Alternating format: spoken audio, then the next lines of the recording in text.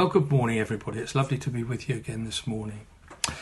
In Luke chapter 15, you'll find a wonderful story. It's a parable that Jesus told to a group of religious leaders who criticised him heavily because he often was found to be mixing and eating with people who they regarded as sinful.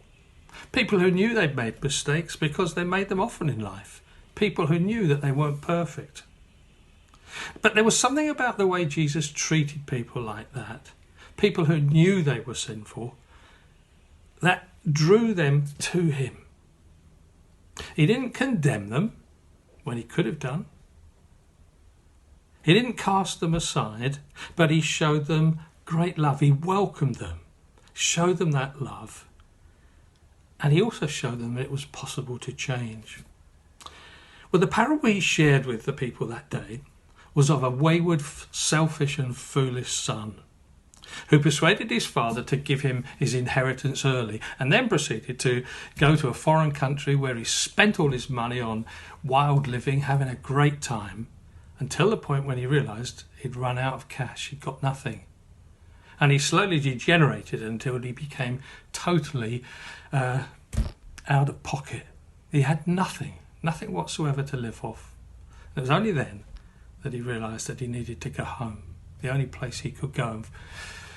So he returned home fully expecting to be punished by his father and to be treated in the way that, in a sense, he treated his father. But when he got home, he found things were just the opposite.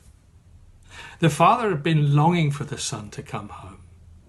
And when he came home, he was absolutely thrilled, threw a party, and he lavished gifts upon his son because he was so thrilled that the son who he loved had returned to the family home. Do you know, it's a wonderful picture of a God, the God of the Bible, who loves people like you and me who frequently make mistakes, don't always get it right, but he loves them immeasurably, and his heart is simply the heart of somebody who wants to bless them. You read the Psalms and you'll find there a myriad of examples of the God who blesses his people, who longs to bless his people. And then you find also many examples of the gratitude of God's people because they knew that they had been blessed when they didn't really deserve it. And from the beginning to the end of the Bible, we discover a God who loves the people he's made and whose heart is to bless them immeasurably. I love the story right at the beginning of the Bible where God asks Aaron, the priest, the brother of Moses, to bless the people of faith as often as it was practically possible to do so. And he made the same challenge to those in leadership who came after Aaron. And this is the blessing he asked Aaron to give to the people. May the Lord bless you and keep you.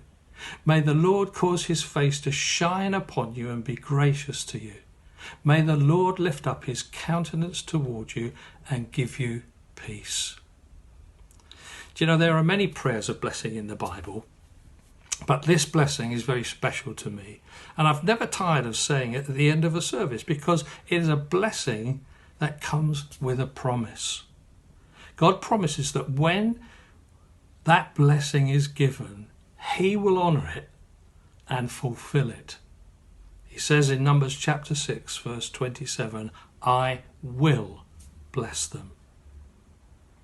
You know, it's very special when wonderful words and wonderful music come together. And that's what happened when John Rutter took the words of the Aaronic blessing and he set them to music. So we're going to listen as we close to the Lord bless you and keep you. And may God richly bless you as you listen to these words and as you take them with you throughout the day. And remember with thankfulness that the biggest blessing of all, that all of us can receive, is the forgiveness that Jesus gives us when we turn to him in repentance, just like the wayward son. Have a great day.